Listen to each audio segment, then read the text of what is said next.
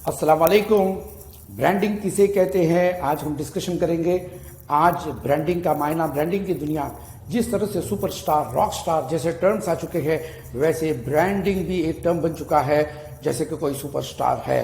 Branding किसे कहते हैं, जो आज हर चीज़ में पाई जाती है। आप जूते खरीदो, कपड़े खरीदो, रेस्टोरेंट में खाने के लिए जाओ, तमाम लोगों को ब्रांडेड चीज़ों की ज़रूरत पड़ती है। और आज तो एक ऐसा डिमांड है कि दुल्हन भी ब्रांडेड होती है और दुल्हा भी ब्रांडेड होता है।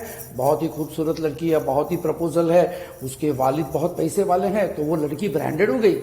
उसी तरीके से लड़का अमेरिका में है या आईटी इंजीनियर है, बहुत कमाता है, अपने खुद के पैसे की गाड़ी है, और बहनें भी कम है और खाली माँ बाप रहते हैं साथ में, ये भी एक ब्रांड बन चुका है। इस तरह से शादियों में खाना पीना धमाकेदार, ये ब्रांडेड शादियां हो चुकी है। तो ब्रांड हमारी ज़िंदगी में ऐसा घुस चुका है कि हर चीज़ में हम ब्रांड की तलाश करते हैं।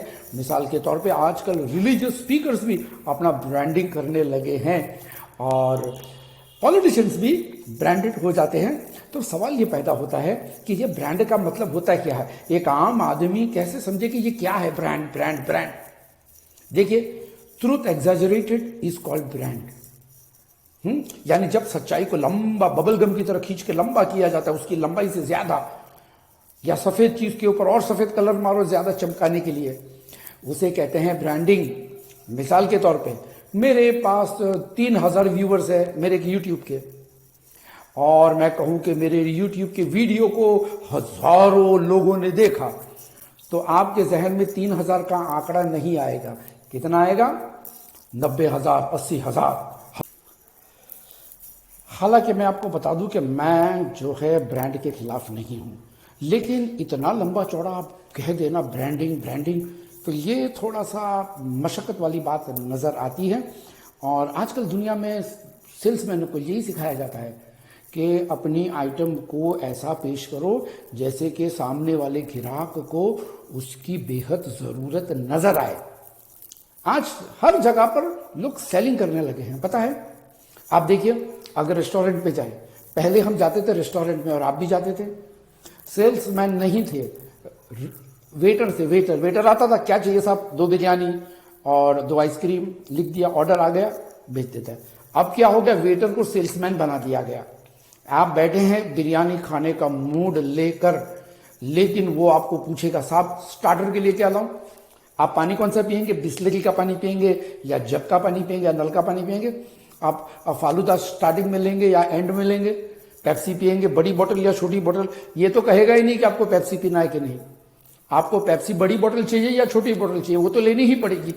अब आप मेहमानों के साथ गए हैं, दोस्तों के साथ गए हैं, और आपका बजट 2000 था, लेकिन अब जो है ये आइटम में मंगा रहा है, आप तो ना नहीं कहना है, आपको शर्म आएगी। तो आपका जो 2000 का बजट था वो लंबा खींचकर 3500 का हो गया। तो रेस्टोरेंट का वेटर भी आजकल सेल्समैन हो चुका है। तो आजकल हमारे इर्द गिर्द सभी लोग हमको बेचने पे तुले हुए हैं। बड़ी बड़ी कंपनियां अपने सेल्समैनों को पीछे करोड़ों रुपया खर्च करती है सिर्फ ये सिखाने के लिए कि आप ग्राहक को बताओ कि वो चीज़ खरीदना उनके लिए क्यों ज़रूरी है। Branding, branded schools, branded universities. हालांकि प्रोडक्ट कैसे हैं हम सब जानते हैं। समाज में हमें ज़रूरत तो हर किस्म के लोगों की पड़ती है, लेकिन कुछ ही लोग ब्रांडेड होते हैं। मिसाल के तौर पे टीचर्स का ब्रांडिंग नहीं होता है। हमारे घर में प्लम्बर, अगर आपका नल टूट गया, कितना इंपॉर्टेंट है प्लम्बर। अगर आपके बाथरूम का नल टूट गया और 1 आध घंटे में आपने ठीक नहीं कराया, तो आपका बाथरूम पूरे बिल्डिंग का पानी खत्म कर देगा, पानी पूरा बह जाएगा। उसी तरीके से अगर इलेक्ट्रिसिटी खराब हो गई, आपका शॉर्ट सर्किट हो गया, कुछ और हो गया, और इलेक्ट्रिशियन अगर नहीं मिला, तो आपको रात भर अंधेरे में मच्छरों के बीच में रहना पड़ेगा। तो ये लोग हमारे समाज के लिए इतनी ही ज़रूरत है इनकी, जितनी हार्ट स्पेशलिस्ट की ज़रूरत है, जितनी ब्रांडेड हीरोज़ की ज़रूरत है, जितने पॉलिटिशियनों की ज़रूरत है जो हमें कहते हैं कि ये ब्रांडेड है, ये ब्रांडेड है। लेकिन ये शख्स अगर ब्रांडिंग करे अपना, आप अंदाज़ा लगाओ कि अगर एक टेलर, दर्जी अगर अपना ब्रांडिंग करता है तो वो कितना पैसा ले लेगा? बन जाता है ना फैशन डिज़ाइनर। फैशन डिज़ाइनर क्या है? Branded tailor. वो फैशन डिजाइनर बन गया, उसको कलर के बारे में, फैब्रिक के बारे में कुछ ज्यादा पता है, दैट्स ऑल। लेकिन उसने अपना ब्रांडिंग किया है, वो कैंची को हाथ नहीं लगाता, वो दर्जी को नौकरी पे रखता है। तो इस तरह से ब्रांड बन चुका है। लेकिन अगर सोचो आप कि एक इलेक्ट्रिशियन या प्लम्बर अगर अपना ब्रांडिंग करे तो जो नल आपका 200 रुपये में ठीक होता था वो 2000 रुपये में ठीक होगा। लेकिन हम प्लम्बर हैं, इलेक्ट्रिशियन हैं, इनको पैसा कम देते हैं, सिर्फ शॉर्ट सर्किट ही तो ठीक किया है ना, उसकी वैल्यू नहीं करते हम, है ना। ये नहीं कहते कि रात भर तुमने हमको अंधेरे में मच्छरों के बीच में रहने से बचाया तो हम तुमको ज्यादा पैसा देंगे, ये लो 500 रुपया। या जो प्लम्बर होता है, तुमने पूरी इमारत, हमारी पूरे सोसाइटी का पानी पूरा बह जाता था अगर नल ठीक नहीं होता, ये लो 500 के बदले 700 रुपया। हम इनको नहीं देते हैं। लेकिन जब ब्रांडेड जूते के पास जूते वाले खरीदने जाते हैं, ब्रांडेड जूता खरीदने जाते हैं या ब्रांडेड कपड़ा खरीदने जाते हैं तो देखते हैं किसी फिल्म स्टार का फोटो और हम उस चीज को बड़े खुशी खुशी खरीद कर पैसे जो है दुगना तुगना ले लेते हैं। क्वालिटी तो वही रहती है जो आम होती है। एक मजेदार किस्सा सुनाता हूं ब्रांडेड मैरिज कंसल्टेंट का। अब आप सोचेंगे मैरिज कंसल्टेंट, मैं कहूंगा हाँ, मैरिज कंसल्टेंट भी आजकल मार्केट में है। आपकी बेटी बड़ी हो गई है, पढ़ी लिखी है, खूबसूरत है, या आपकी बेटी खूबसूरत नहीं है, एवरेज है, जैसे लाखों लड़कियां होती है। अब आपको एक अच्छा सा दामाद चाहिए तो आजकल ब्रांडेड कंसल्टेंट आ चुके हैं, मैरिज कंसल्टेंट। वो आपके साथ बैठेंगे, आपका रिश्ता पक्का कराएंगे, आपको फाइल दिखाएंगे। प्रीमियम फाइल अलग होती है, ये ब्रांडेड दामाद होते हैं। ये ब्रांडेड दामाद क्या होता है? पैसे वाला है और बंगलों में रहता है, गाड़ी है, अमेरिका जाता है, तो ये ब्रांडेड लड़का हो गया।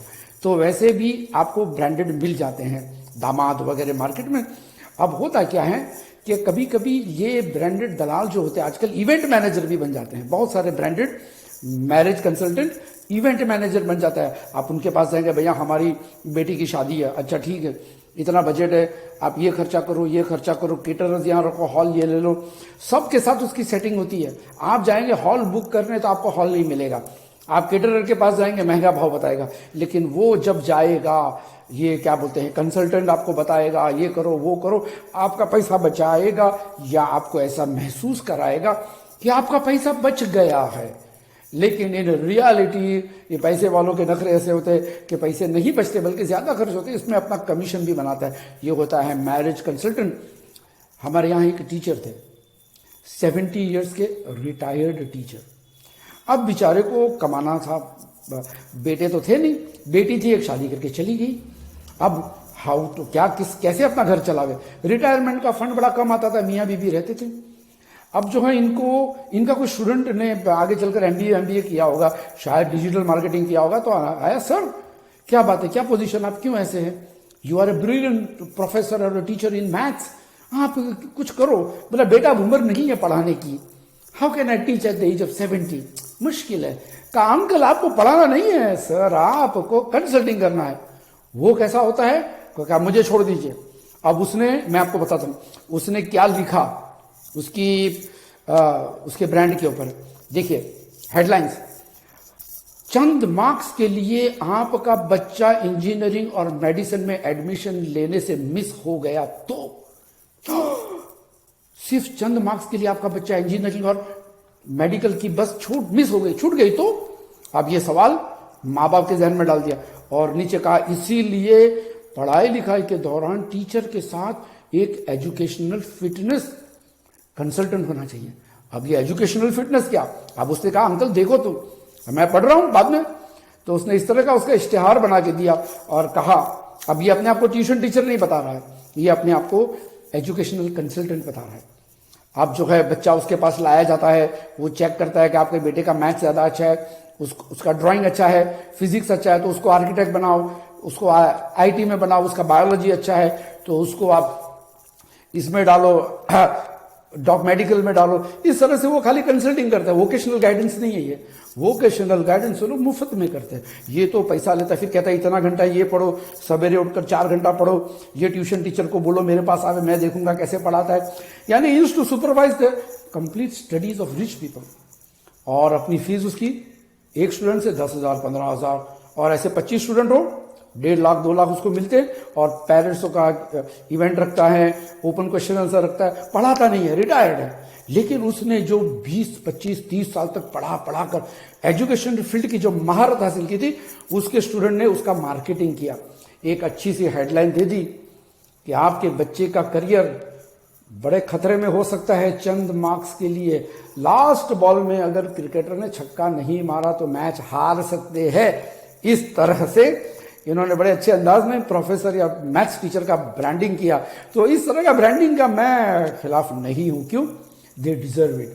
देखिए ना, टीचर ही तो एक ऐसा प्रोफेशन है जो सारे डॉक्टर्स और इंजीनियर्स जो हमारे आसपास में देखते हैं ना, ये सारे टीचरों के प्रोडक्ट हैं। बेचारे टीचर्स खुद डॉक्टर इंजीनियर्स नहीं बन पाए, लेकिन इनके बैच में से हर साल डॉक्टर्स और इंजीनियर्स आते हैं।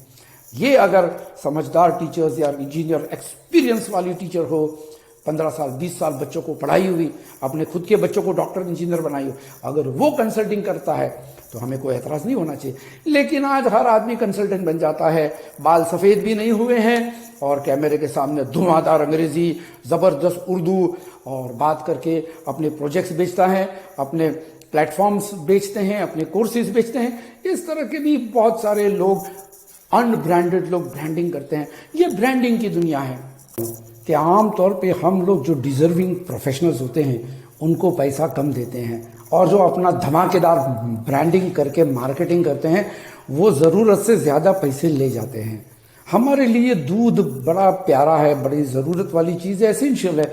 बच्चा दूध नहीं पिएगा तो मार मार के पिलाते हैं दूध बच्चे को, लेकिन जो है दूध का 1 रुपया अगर भाव बढ़ गया तो पूरे मोहल्ले में, पूरे शहर में शोर मच जाता है, सरकार गिराने की बात होती है। लेकिन वही लोग उसी दूध की मलाई निकाली हुई दूध, उसमें से पाउडर डाला हुआ, थोड़ा सा शक्कर डालकर आइसक्रीम जब बिकने के लिए आती है तो वही 70 रुपये का दूध 500 रुपया किलो की आइसक्रीम खरीदते हैं। ये है ब्रांडिंग। तो ये ब्रांडिंग एक ऐसी चीज हो गई है कि हम जो है दूध की वैल्यू कम करते हैं और आइसक्रीम की वैल्यू ज्यादा करते हैं। तो मालूम पड़ा कि ब्रांड की भी एक दुनिया है। हम कुछ लोग उसका मैनिपुलेशन करते हैं और कुछ लोग डिजर्विंग होते हैं जो बगैर ब्रांडिंग के महरूम हो जाते हैं। मजेदार बातें कारोबार की दुनिया में मैं फिर लेकर हाजिर होऊंगा इंशाल्लाह। तब तक के लिए अस्सलाम वालेकुम।